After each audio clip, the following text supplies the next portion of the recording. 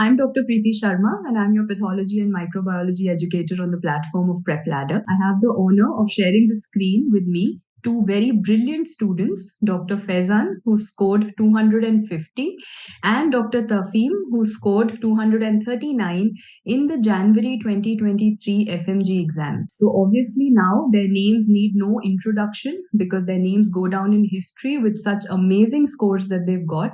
But yes, over to you guys, because the students definitely need to know more about you, and also they would be very interested to know why both of you are sitting together and what is the story behind it. So over to both of you guys, the stage is all yours. Thank you, ma'am, for having us together. I am Faizan. I'm basically from Kashmir, and I have done my MBBS from Bangladesh, Khoja University Medical College. Over to my other guy. Thank you for having us here. I'm Dr. Tafheem Score. I'm also hailing from Kashmir only, and I have been studying in Bangladesh, and I have been admitted in Khoja University Medical College. And we are admitted together in this college, and we have a little bit know of each other. Even before this, we joined in this medical college together. That's how we started it.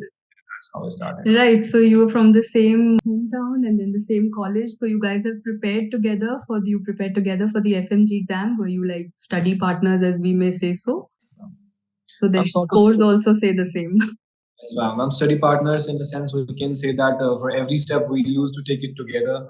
Like we have subscribed basically prepared 3 years back, like post-COVID time, not post-COVID, like during COVID time, we like subscribed the prepared, and since then it was a good move for us, as destiny had kept this for us.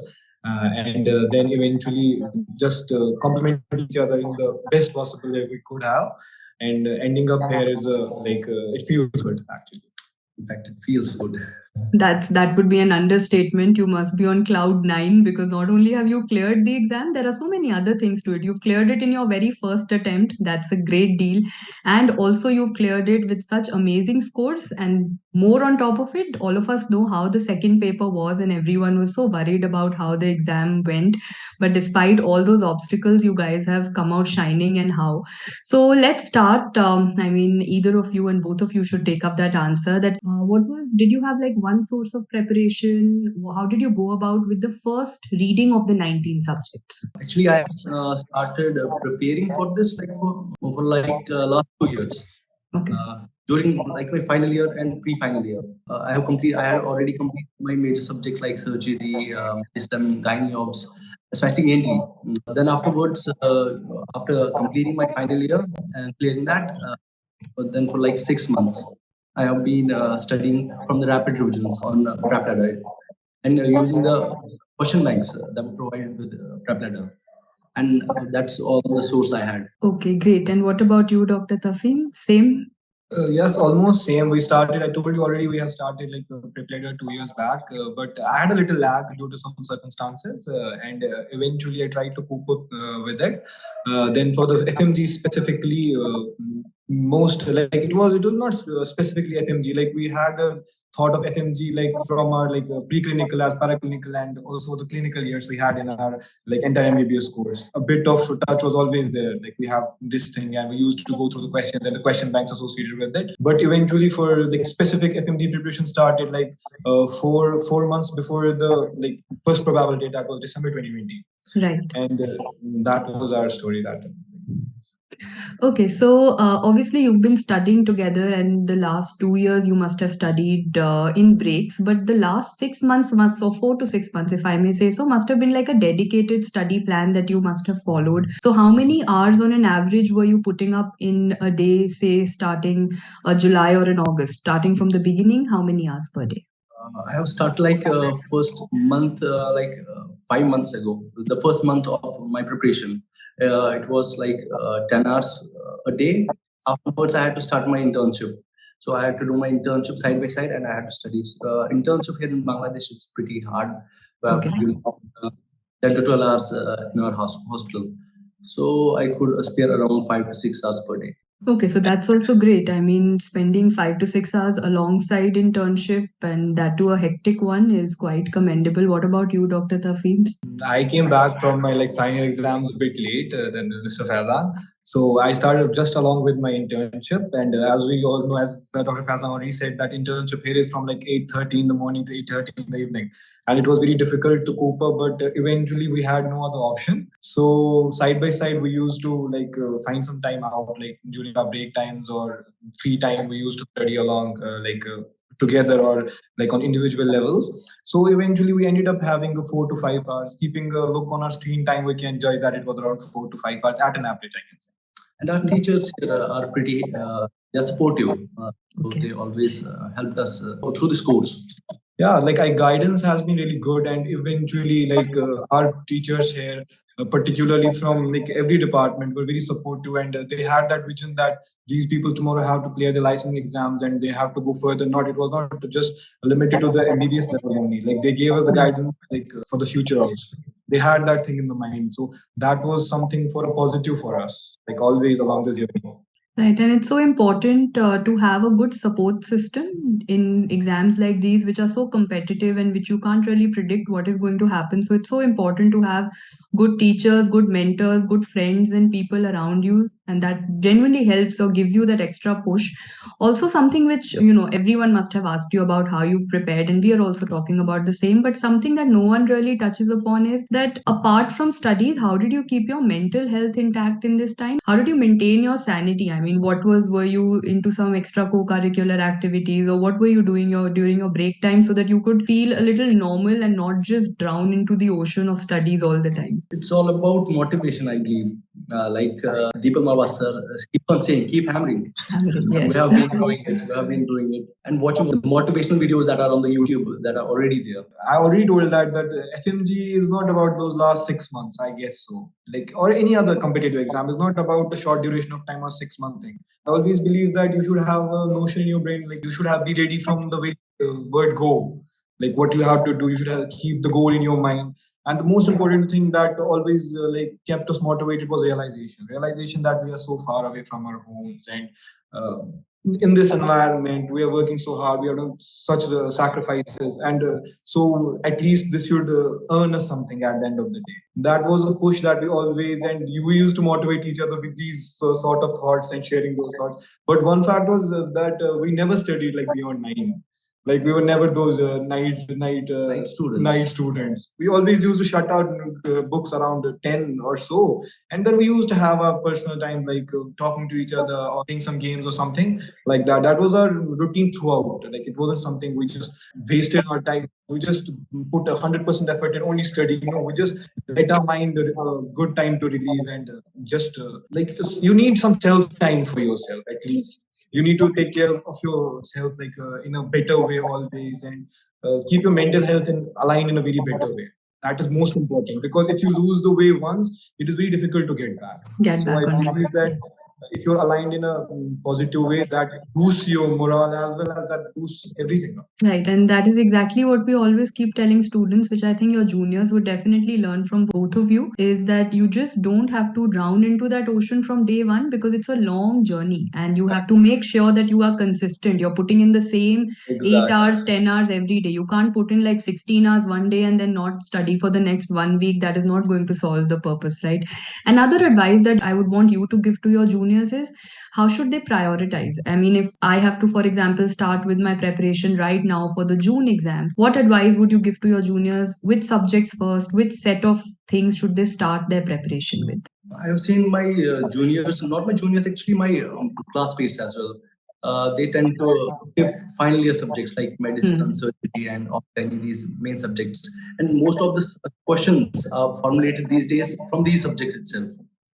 I believe if people or the students, they focus more on these final year subjects rather than spending all their time on first year, second year subjects. And I believe that once is not enough, that you should have a particular pipeline for your study. Like you're literally studying for only 4 months or 6 months, you should know like what to study and what not to study. You should have a proper guideline for those things. In a sense that you should know which subject is actually important for you. Like we know that the major chunk of the marks are from our final year subjects. That forms the major chunk of it. So, and most importantly, that revision is the key. Like revision is the most important thing you should keep in your mind. Like what we do is we study 19 subjects at a go once, and at the end of the day, we have nothing in our True. remaining. Yes. So one thing is that you should, if you're just able to cover only 14 or 12 subjects, to be honest, on my behalf, I have just covered, at first go, I was around 14 subjects, but at the end of the day, I was only 10 subjects, but 10 subjects with a revision. So that was a power booster for me, I guess. So revision is key, I guess. Right. So exactly what I was coming to next. How did you guys plan your revisions? Say, especially with the postponement that happened. I mean, that must have been an obstacle. Everyone did get derailed for a week or two. It must have been an obstacle in your preparation. How did you get back on track? How did you plan your revision in these days? Was the main problem that we faced, that postponement of our exam. Prior to that, we had our one revision, and we had completed only once. We had completed, then we had started our revision. In fact, we had completed around 5-6 subjects. We were revising those 5-6 subjects, and suddenly they changed the date. And it took us, I believe, around a month or so to get back on the track and start the revision again. Because of this reason, we also had to leave certain subjects and at the end. Yes, I think many students face that issue. This did put you a little bit into the slumber that, a week or two at least everyone ended up wasting following the postponement. It was a big backdraw in coming back to like studies, because like just a month or 20 days was there a difference of Right. But for us, it was like a relief when the exam was postponed. We heard, and then giving a gap of around 10 days, then starting again. It made the things much difficult. We were going in a proper channel, as I already told you about. But then getting that energy back was difficult, and it took some time. And eventually, it had a bit retardation in our performances. Maybe, I guess so. But Alhamdulillah, it happened. That was a good thing for us. No, I think it's somewhere the hard work that you guys had been putting in since so many months and years, that it cannot overtake just 1 or 2 weeks that you did not study in the end. I think all that hard work has eventually paid off. So, talking about the last 1 week, again, what were the things that you revised? Did you have like nowadays there's a lot of hype about a 20th notebook and how you should have a volatile topic list. And we are living in an era or a generation where we have abundance of things around us, every platform, everywhere. There is so much of knowledge being put out there. So, how did you stick to one source, and what was your plan for the last 1 week before the exam? My only source was Prep Ladder Rapid Revision. Since the notes concise, I was able to revise all those subjects, like around 12 subjects I had completed. And I kept a separate time, like 3 days for surgery, 3 days for medicine, like that. And at a stretch, I revised all those subjects for last 18 days. It took me around 18 days to complete all subjects. And we had to travel from Bangladesh to Kolkata around 1-2 days. Because of that reason, we couldn't study all the 18 subjects. Not 18, around, at the end we studied only 12 subjects. I was able to complete only 12 subjects. Okay, so one thing that I've gathered after talking to both of you is, nowadays when I talk to anyone from Gen Z, there's something that they always come across with, and that is FOMO. So, everyone keeps telling me about how there are so many sources and they don't know where and what to study, how to decide. But both of you seem so sorted and so headstrong that you knew that, okay, this is my one source of rapid revision or prep ladder, and I know that I'm going to stick to it and I'm not going to deviate from it no matter what everyone around me is doing. So I think somewhere keeping that faith in your own source and your own preparation is so essential, right? Right. And keeping a strong head was actually important, because to be honest, many people around us were preparing for the same thing. Correct. And every other person who we met was like on the same platform. They were studying like previous questions, or like solving the questions and looking for their solutions only. Basically, we had a platform already, like a prep ladder, that helped us in a very better way, because we were able to solve the previous questions, because it has a particular segment for the previous question. So just having the concept of all together, and just then at the end solving those previous questions in a very short stipulated time helped us in a better way, I guess. So, and question bank also, we started the question bank at first, but then seeing the time shortages and just managing many things together was difficult. But we just focused on those previous questions and the concise notes of prep ladder. And also we had one benefit, that we had studied many subjects, as Faizan already told, that many subjects from the like full subjects from prep ladder already. and that was a boost. And these were just the crux out of that was our rapid revision, and that was a boost for us. And then solving the previous questions, this is how it worked actually. Right. So I think I have the most sorted two young lads in front of me who have actually gone by what we always advise to lakhs of students, but very few actually follow it. We always tell everyone to have one, round of going through your subjects for the main videos, then going for the rapid revision, then after building your concepts, you do your PYQs. At the end of the day, there's no out of the box strategy. It's very as simple as this. But like I said, not many people can follow it because everyone likes running around in a haphazard manner. But we have the best two examples in front of us where you guys have followed it diligently with dedication, and the result obviously is in front of us for us, all of us to see. And it obviously goes down in history now. So, yes, this history is created and will be remembered by all. But what forward? What is the next history that both of you are out to create now? What are your future plans? Future plan, firstly, we'll complete our internship. We have 6 months well lagging behind. And after completing those 6 months, the next goal is PG. Simple as that. And I believe that future is something that cannot be commented upon, actually, and nothing can be sort of said about it. But one thing is that we go along the time, like the preparations we have been doing previously, will follow the same route. One thing I want to tell to all that companionship is very important. Like we both together have been supporting each other in our difficult times, and we are like during my downs to me up, and during his downs, I used to just motivate him in the best possible way. So choosing a companion is very wise, and we just not two. We have very close friends of ours also. Like together motivate each other, and this is somewhere that is a great push for like any journey, any particular journey. That's a great push.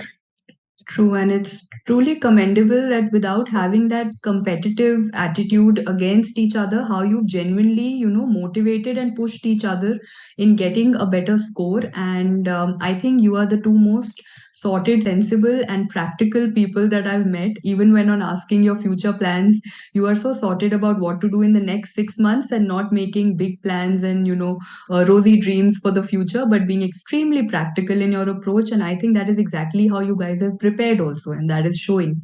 So that's truly great. So more power to both of you. I hope not only does your journey continue in this manner, but I hope your friendship and the kind of motivating ability that you have towards each other, I hope that also continues. It's very rare to see that nowadays. So it's truly, truly overwhelming to come across something like this. And I wish both of you all the very best. So thank you so much. And just as I say, before we end, the stage is all yours. Anyone whom you want to thank, be it your teachers, family, friends, anyone you want to name. So it's over to you guys. First of all, I would like to thank Almighty. Afterwards, my parents, my teachers, my friends, especially, they have been. I was not ready for the session, in fact. And my friends, they motivated me so much that I had to do it. These are all people I would like to thank. And I do want to firstly, Alhamdulillah, I want to thank to Almighty that He has given us such an opportunity and blessed us with this thing. And hopefully in the future we are also blessed like this, and the whole of our community is blessed like this. Like this time is tough. Like we can feel it actually how tough these 6 months or these 5 years are. Like nobody has just paved our path. Like it was our own metal that helped us to go through this. And I want to thank my parents, like who were the main force behind this and always motivating us, putting us in the best possible way with the best possible help they can provide us. And also our teachers here, and a special thanks to the preparator team who has always like being the mentor actually, because you need someone like mentor you in the way of your like journey, somebody to look upon. We always used to look upon the prep leader, and it was throughout our journey we used to make a main focus about prep leader, and we used to follow it. And then sideways are always there, and our college teachers and our college authority was too supporting in every possible way, and they also guide us in the best possible way. And special thanks to all of them, and also my like whole of our community and doctor community and our here like my college friends and everybody. Thank you so much. Thank you so much for sharing your journey with us. There are a lot of students who are going to take a lot of inspiration from both of you, and all of us are definitely going to watch this space for more because I know that your journey and your achievements are not stopping here. We can get the vibe. We know you guys are made for big things, bigger things actually, and we are definitely going to look out for that. So, thank you so much for sharing your journey with us, and all the very best for your future. So much. Thank you so much, ma'am. Thank you.